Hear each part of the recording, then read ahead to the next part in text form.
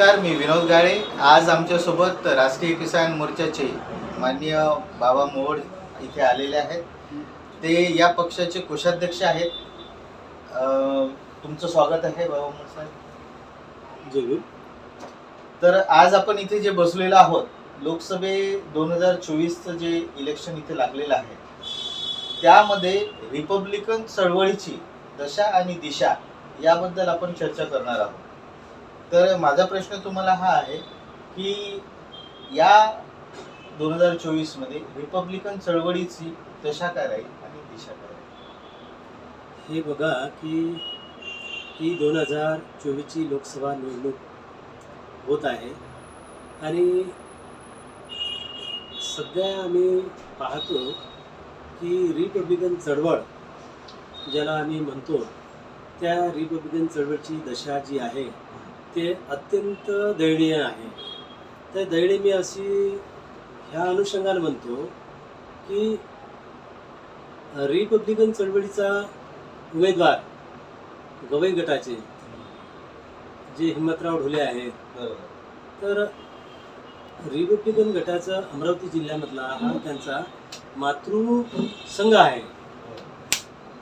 परंतु अमरावती जिल्ह्याच्या कोणत्याही खेड्यामध्ये त्यांच्या शाखाच नाहीत आणि शाखा नसल्यामुळे त्यांची परिस्थिती फार कठीणच आहे। आणि दुसरी गोष्ट अशी म्हणता येईल की रिपब्लिकन चळवळीची ज्याला आम्ही डॉक्टर बाबासाहेब आंबेडकरांचा जो पक्ष आहे म्हणतो की रिपब्लिकन चळवळीचा पक्ष, रिपब्लिकन पार्टी ऑफ इंडिया, तो तर पक्ष आहेच नाही मैदानात बाबासाहेबांच्या म्हणण्यानुसार। बरोबर। जसं की रिपब्लिकन चळवळीने त्याचं नाव बदलवलेलं आहे की ते वंचित आघाडी, आता रिपब्लिकन चळवळ आहेच नाही त्यांच्यामध्ये, आहे की नाही? भारिप बहुजन महासंघ होता आधी भारिप बहुजन महासंघ होता, आता वंचित आहे। आता वंचित। मग त्यांनी ते राजकीय भूमिका जी बाबासाहेबांची पार पाडायला पाहिजे होती रिपब्लिकन चळवळ म्हणून, ते तर ते पार पाडत नाही, ते वंचित म्हणून आहे। आणि दुसरी गोष्ट की रिपब्लिकन सेना म्हणून जे आनंदराज आंबेडकर अमरावतीमध्ये लोकसभेची निवडणूक लढण्यासाठी इथे आले, तर मला असं वाटते की लोकसभा तर मुंबईमध्ये सुद्धा आहे, अमरावतीलाच आहे अशातला भाग नाही।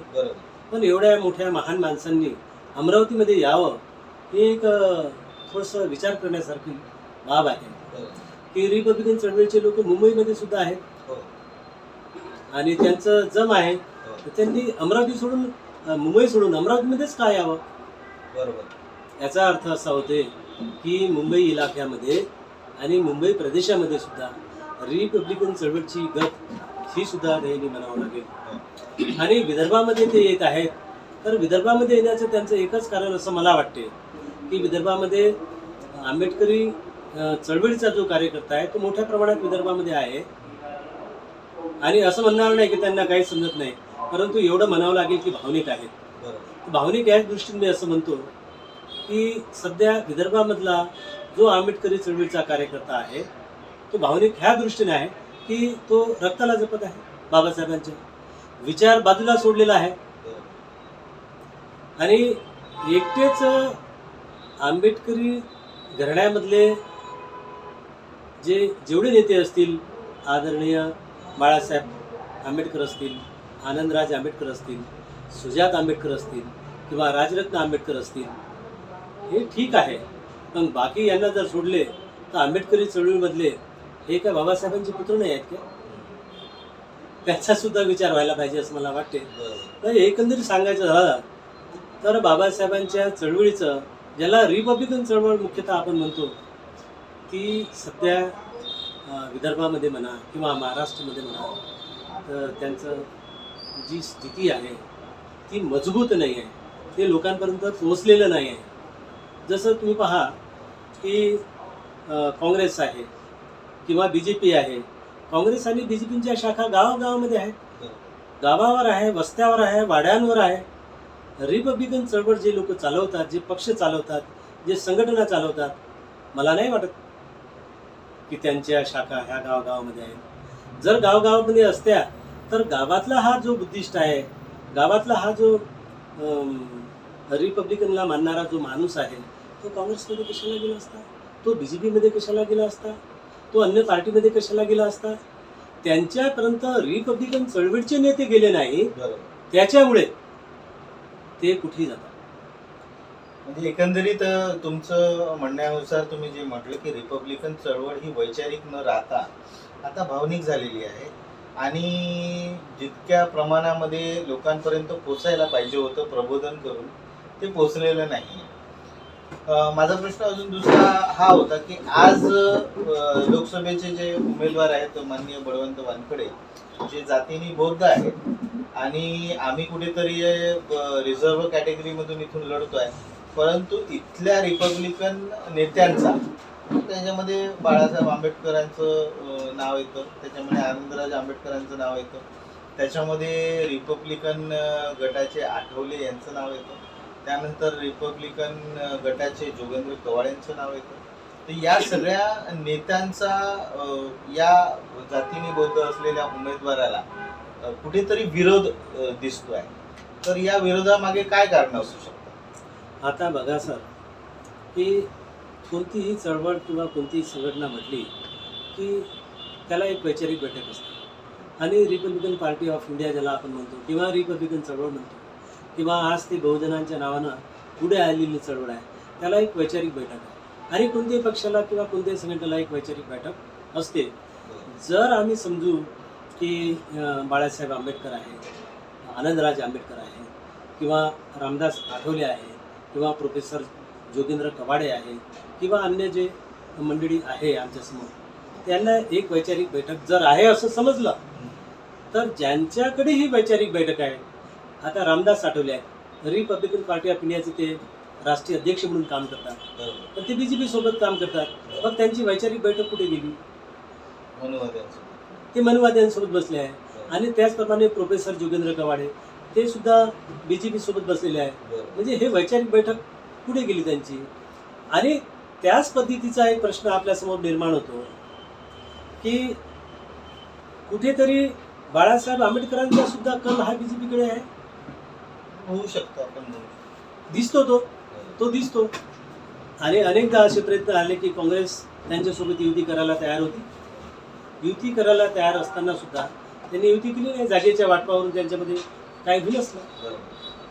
आणि ते म्हणतात की असं पाहिलं आम्ही, आता प्रेस समोर बऱ्याचशा गोष्टी आल्या आहेत, म्हणजे प्रसार माध्यमाच्या माध्यमातून आंबेडकरी चळवळीच्या कार्यकर्त्यांना किंवा अन्य लोकांना ह्या गोष्ट कळली की बाळासाहेब आंबेडकरांनी संघाला मदत मागितली.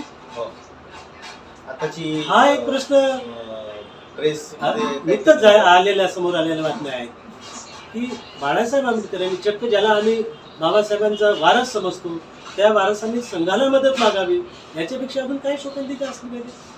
प्रश्न असा निर्माण होतो की ह्या ठिकाणी आता आम्ही देश पातळीवर पाहतो की अनेक प्रश्न आमच्यासमोर निर्माण झालेले आहेत. कामगारांचा प्रश्न आहे, विद्यार्थ्यांचा प्रश्न आहे, शेतमजुरांचा प्रश्न आहे, शेतकऱ्यांचा प्रश्न आहे. आणि दिवसेंदिवस संसदेमध्ये आम्ही पाहतो की रोज शेतकऱ्यांच्या विरोधामध्ये कायदे बनतात, विद्यार्थ्यांच्या विरोधामध्ये कायदे बनतात, कामगारांच्या विरोधामध्ये कायदे बनतात, शेतमजुरांच्या विरोधामध्ये कायदे बनतात. आणि समाजामध्ये राहणारा प्रत्येक जो घटक आहे तो समस्याग्रस्त झालेला आहे. आणि हे आमची मूळ समस्या आहे. असं आहे असंच नाही, आमची मूळ समस्या आहे की ह्या समस्या त्यांनी निर्माण केल्या, याच्या मुळाशी नेमकं काय आहे त्यांनी समस्या निर्माण केली. तर ह्या देशाचा राज्यकारभार चालवणारा जी राज्यघटना आहे ती राज्यघटना मोठा धोक्यामध्ये आलेली आहे. आणि ही राज्यघटना का धोक्यात आली? आम्ही पाहतो की गेल्या 2000 वर्षापासून ज्या ग्रंथांना आम्हाला गुलाम केलं त्याला आम्ही मनुस्मृती म्हणतो, ती मनुस्मृती बाबासाहेबांनी जाळून खाक केली आणि आमच्या समस्यांचं निराकरण केलं.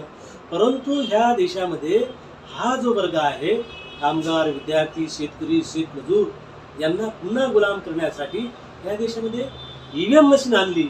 आणि EVM मशीन आणल्यावर आम्ही पाहतो की रिपब्लिकन चळवळीचे जेवढे काही गटतटाचे लोक आहेत या EVMवर एक शब्द बोलण्यास तयार नाही. आम्हाला पुन्हा गुलाम करू इच्छिते, बहुजन समाजाला गुलाम करू इच्छिते. तर त्याच्यामुळे आमच्या समोर साऱ्या समस्या निर्माण झाल्या आणि ही लोकशाही हायजॅक करण्यात आली शत्रूकडून, संघाकडून, BJP कडून. याला जर वाचवायचं असेल तर सर्व रिपब्लिकन गटाच्या कार्यकर्त्यांना एकत्र येऊन मताचं विभाजन न करता आज बळवंतराव वानखडे हे जरी काँग्रेसमध्ये असले तरी सुद्धा एकमेव जिंकणारा एक माणूस आपल्यासमोर एक चेहरा आहे आणि त्या माणसांनी आपल्याला ग्वाही दिली आहे की संविधान वाचवण्याच्या चळवळीमध्ये मी अग्रेसर राहणार आहोत, हे समाजाला त्यांनी सांगितलं आहे. ज्या माणसाने ही गोष्टाची ग्वाही दिली की संविधान वाचवण्याच्या चळवळीमध्ये मी तुमच्या सोबत आहे, पुढे आहे, तर अशा माणसाला सर्व रिपब्लिकन चळवळीच्या लोकांनी येऊन त्यांना साथ सहयोग केला पाहिजे.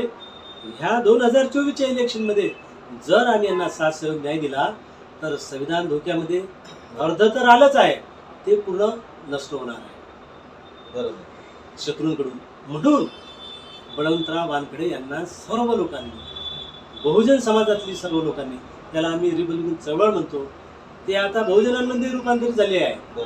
बहुजन नावाच्या नावानं ते रूपांतरित झाले आहे. म्हणून मला असं वाटते की सध्याची जी काळ आहे, परिस्थिती आहे, या साऱ्या गोष्टीला ओळखून आपण बळवंतराव वानखडेंना पुढे केलं पाहिजे, त्यांना मजबूत केलं पाहिजे या अर्थानं की त्या निमित्तानं कुठेतरी आपण संविधानाला वाचू शकतो, किंबहुना लोकशाहीला सुद्धा आपण वाचू शकतो. तुम्ही म्हटलेलं बरोबर आहे. आता आपण थोडंसं आनंदराज आंबेडकरांकडे जाऊ आणि या जे उर्वरित उमेदवार आहेत त्यांच्याकडे जाऊ. तर आम्ही सगळ्यांनी ऑब्झर्वेशन असं केलेलं आहे की एकही उमेदवार महागाई, शिक्षण, रोजगार आणि इतर ज्या समस्या आहेत त्याच्यावर कोणीही बोलत नाही. आणि इथे अमरावतीमध्ये जातीचं राजकारण खेळलं जात आहे असं कुठेतरी आम्हाला वाटतंय. म्हणजे बौद्धांना परावृत्त केल्या जात आहे की तुम्ही जातीवर येऊन आनंदराज आंबेडकरांना मतं द्या. तर यावर तुमचं काय म्हणणं आहे? कारण की जर जातीवर राजकारण करायचं असतं बाबासाहेबांना सुद्धा, तर बाबासाहेबांनी जी पक्ष काढला होता शेड्यूल कास्ट फेडरेशन, तर त्याच्यावरच ते कायम राहिले असते. त्यांनी रिपब्लिकन पार्टी ऑफ इंडियाची संकल्पना मांडली नसती असं आम्हाला वाटतं. याच्यावर तुमचं काय म्हणणं? खरं म्हणजे हा जो अनुसूचित जातीचा मतदारसंघ आहे हा पुना पॅक्ट निर्मित मतदारसंघ आहे. पुना पॅक्ट आणि पुना पॅक्टच्या मतदारसंघ असल्यामुळे, निर्मित मतदारसंघ असल्यामुळे, की तुम्ही सांगितल्याप्रमाणे पाहिलं की बाबासाहेबांनी बरेच वर्ष शेड्यूल कास्ट फेडरेशन नावाचा पक्ष त्यांनी निर्माण केला आणि त्यांना जेव्हा असं वाटलं की हा कुठेतरी एका जातीपुरता किंवा एका समूहापुरता आहे आणि बाबासाहेबांनी मग त्यांच्यावर विचार केला की हा पक्ष मोठ्या प्रमाणात वाढला पाहिजे, ह्या पक्षामध्ये कामगार असला पाहिजे, ह्या पक्षामध्ये मजूर असला पाहिजे, ह्या पक्षामध्ये शेतकरी असला पाहिजे.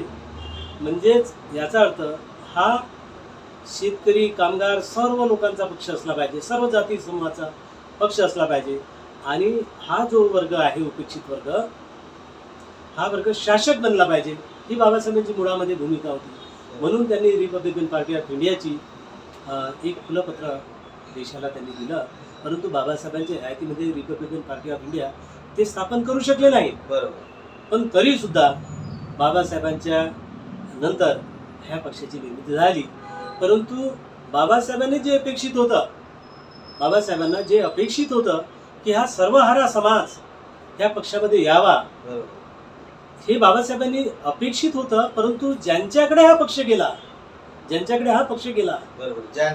नेत्यांकडे गेला, त्यांनी तर सर्वहारा समाज जोडला नाही, सर्व जातीचे लोक जोडले नाहीत.